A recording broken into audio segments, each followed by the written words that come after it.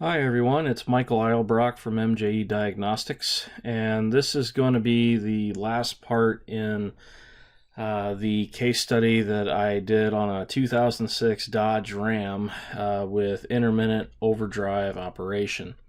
And as you guys saw in the last videos, I had showed that I was having a mechanical issue with the current ramp on the solenoid, and I was looking at it and seeing that the opening hump for the solenoid was changing a little bit, and I didn't really have a lot of time to go into that and show it right then and there. So what we're going to do in this video is I'm going to show you that, show the differences in the opening hump for the overdrive solenoid, and then at the end of that, then I'm also going to show you what the problem was with this truck, and then after that, that'll be it, and this one will finally be over with. So let's go ahead and get started.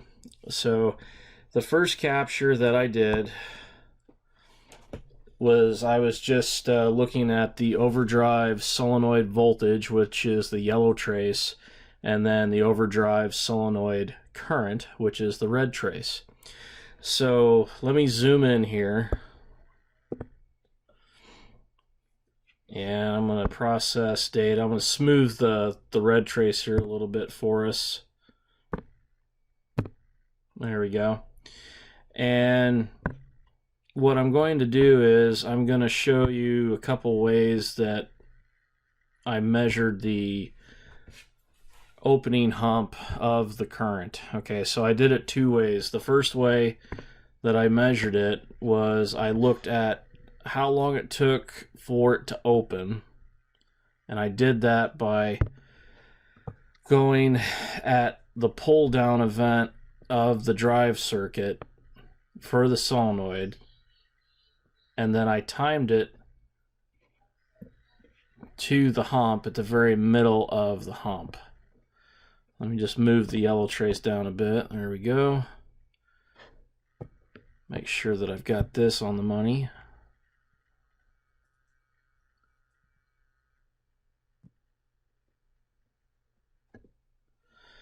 And as you can see here, the period between the 2 points here for period in seconds, it's 7.738 milliseconds. Okay, so about 8 milliseconds. Then the next measurement that I do is I measure the peak to peak of the current from where the current initially peaks before the current goes down, showing the opening event.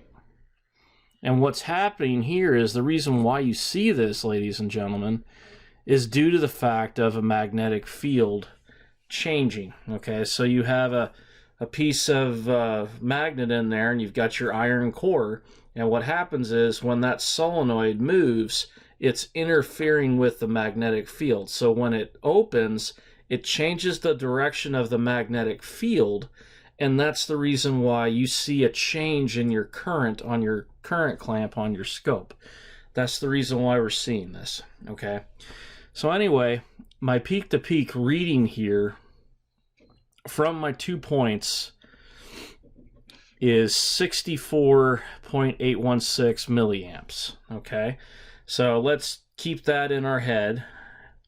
64.8 milliamps, and that's peak to peak.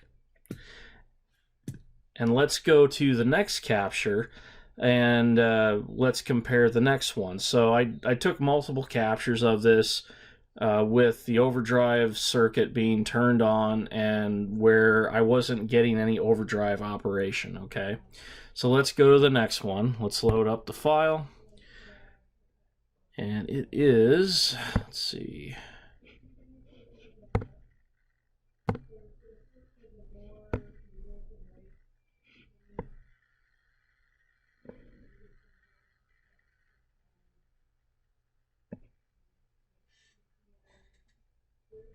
this one right here.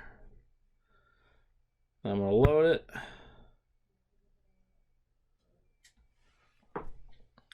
So here's another event where the solenoid was turned on. So we're going to do the same thing, and we're going to take a measurement and compare it. And then I'm going to smooth this out a little bit, filter it. Okay. Zoom this in. I'm going to move the yellow trace down a bit. And let's measure this again for how long it takes for it to open.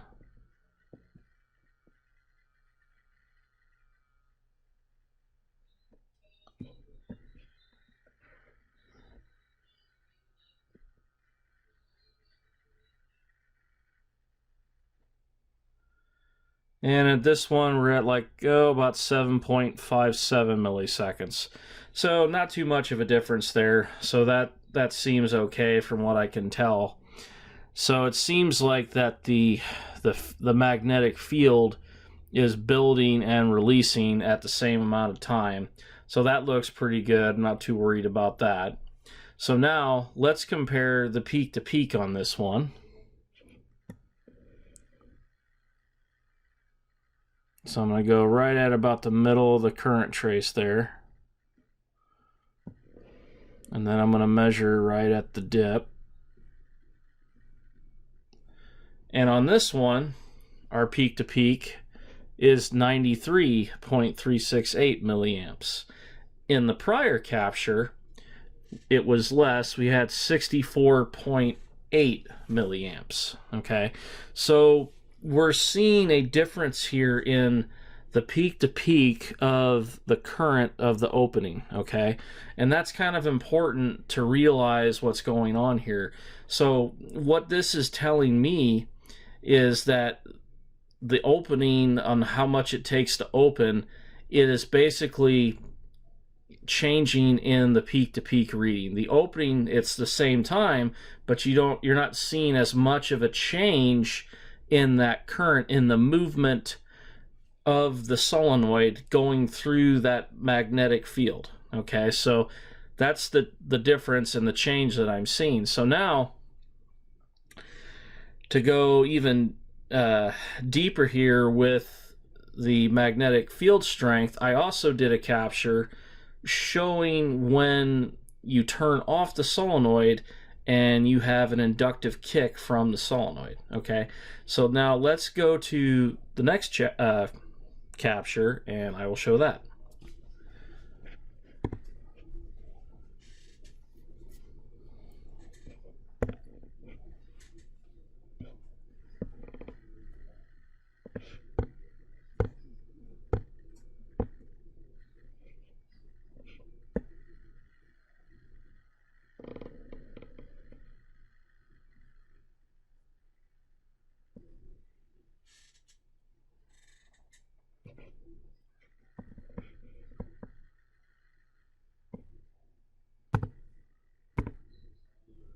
Okay, load data.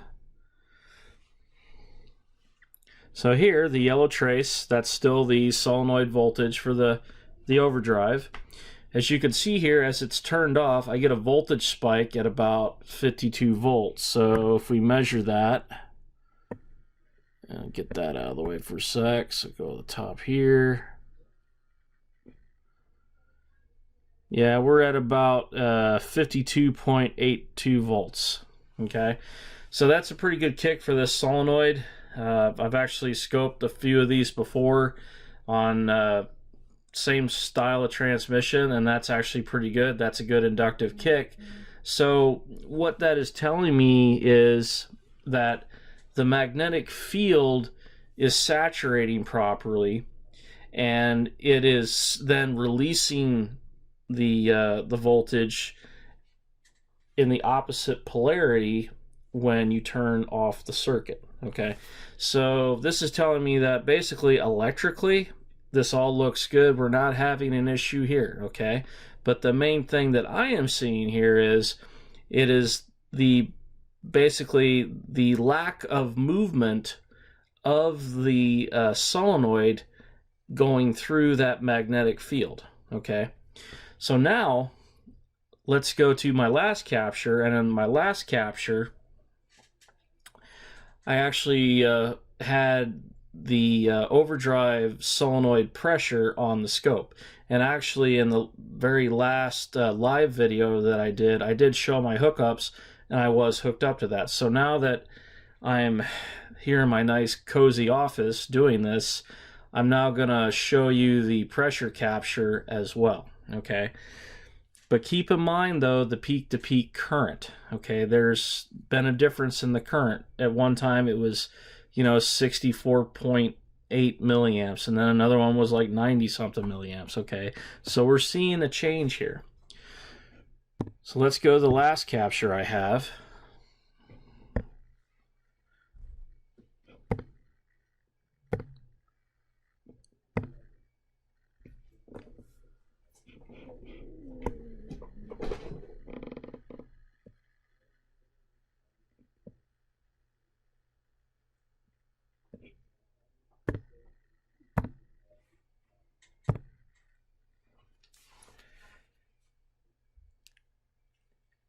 And here is the capture I have showing the pressure.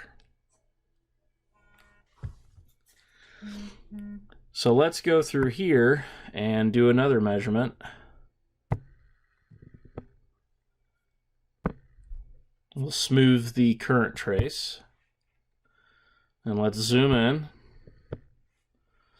And then let's get the pressure out of the way here. Let's get our cursors.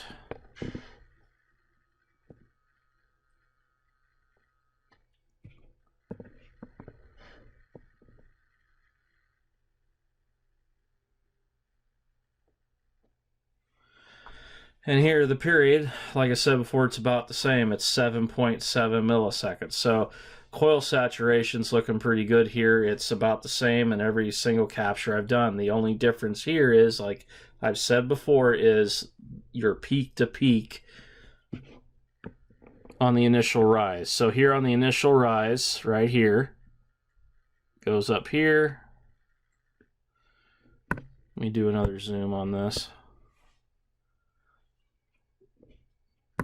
Nope.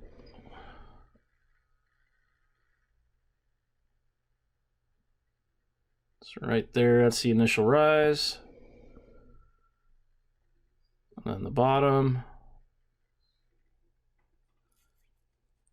And as you can see right here, this one's even less. This one, I'm at 32.449 milliamps peak to peak, okay? So let me zoom out, put the pressure back on the screen. So here, it's failing. The maximum pressure that I'm getting once it does start to fill is only at about 10 psi in the medium, or not the medium, the median of the waveform, okay? So about 10 psi. Normal operating pressure for this overdrive circuit is from like 120 to 140-ish, okay? And I believe I stated the spec in the prior video. So if you want to know the exact spec, I actually stated back in the prior video where I was hooked up to the truck and you saw me looking at stuff live, okay? So anyway, what this is proving is beyond a shadow of a doubt that we have a mechanical issue inside this transmission for the overdrive. So I showed this capture to the shop owner of the transmission shop, and he took the transmission apart, and I have some pictures here of what we found, which is kind of interesting. So let me show you the pictures. So here's the first picture showing the clutch piston housing. And we did an inspection around it. We checked for anything wore out, worn, anything messed up on the bores or anything. And actually, everything looked pretty good. We didn't really see anything obviously damaged. So the only thing else that the transmission guy and I could think of that might be causing this issue is this little piece here. There's a check ball in this piston housing. So after seeing that and doing some process of elimination, we came to the conclusion the reason why the overdrive would intermittently not work properly was due to the fact that this little ball in here was basically intermittently sticking and causing a basically a pressure lock, like a more or less like a vacuum lock, if you think about it. Okay, so if you think about fluids, okay, and entering into spaces and stuff, if you have a space where there is like more pressure in it or like a vacuum in it, it's very hard for that pressure to flow through the cavity. Okay, so in this case here with this check ball right here, we came to the conclusion that due to the fact when it was sticking, it wasn't able to let the atmosphere in from the outside to help put weight on it so the pressure would flow in easily. Okay, so the fluid would flow in properly. So in essence, what happened here is this check ball was intermittently sealing and causing like a vacuum lock, basically, if you think about it, and then not letting the atmosphere, the weight of the atmosphere from the outside to help pushing the fluid in. Okay, so after all this, after we talked about it, the transmission owner put in a new piston housing assembly and new seals, new check ball, everything. And after that, the truck did not come back. It was repaired. This was a pretty cool problem. I enjoyed this one. And also, this truck's been running for over a year now with no issues whatsoever, because these captures that I took and when I worked on this truck was like a year ago to this date, actually, close to it. So I finally had time to share this with everyone, and I thought everyone would enjoy it. So, but anyway, if I didn't have this equipment, if I didn't have this fancy dancy 8-channel e-scope, I think I'd be having a really hard time right now trying to figure out what was going on with it. So it's a really nice piece of equipment. Bernie and Neil and everyone at ATS has done an outstanding job of making this equipment, making it for technicians. I love this equipment. I use it every day. I fix a lot of vehicles with it. So it's a really, really nice diagnostic package. Okay. And not only that, now that I'm using this, I've been using this a lot in the HD world as well. And before I left the bus garage, I was using this thing pretty much every day as well, fixing buses with it. So it's a good piece of equipment. It works. I highly recommend you get one. I know the price point sometimes is a little bit discouraging, but in my opinion, if you want good equipment, you have to pay the money for it. Okay. Unless you go on eBay, you might get lucky. But if you want good equipment and if you want good training, let's be real, everybody. You have to pay for it. It's not free, okay? But the good news is, if you do invest in the equipment, and you do decide to purchase the equipment either from me or another distributor, you're going to get really good training on how to use the equipment. And, before you know it, all of this extra training and investment is going to pay off, and you're going to be making lots of money for your shop. So it's not only an investment, just money, but it's an investment in you. Okay. So I wouldn't be where I'm at today if I haven't been doing what I've been doing, ladies and gents. Okay. Let's just make that completely clear. I'm not the best guy out there. I never said I was, but if you put time into something, you always get the reward. Okay. And I'll just leave it at that. I'll get off my soapbox. But no, I love the equipment. I love working with Bernie and the guys and everybody at ATS. I think what they're doing is just great. And I'll always, support their equipment when someone asks me what I think about their equipment. So anyway, I hope everybody has a good evening. I hope you enjoyed this. If you have any questions about training, you can just give me a shout on the website, mjediagnostics.com. Or if you want heavy duty training, I mainly do that now through Diesel Laptops. So if anyone didn't know that, I do training with Diesel Laptops now as well. And I'm a full-time trainer for them, and I'm going to be doing scope classes. And in fact, the second week of February next month, there is a week where I'm basically doing nothing but just electrical and oscilloscope training. So if you're interested, go to the Diesel Laptop website, click the training tab, and get signed up and come on out and learn something from me. You know, I love what I do. I try to share everything that I know because I genuinely like to help technicians. I used to be a tech. I know what it's like. Okay, I know what it's like to get your ass whipped.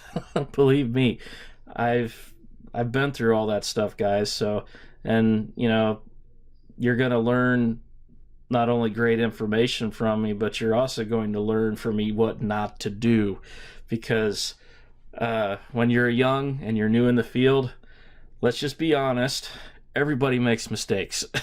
So I can teach you not to make those same mistakes. Okay, so anyway, that's it.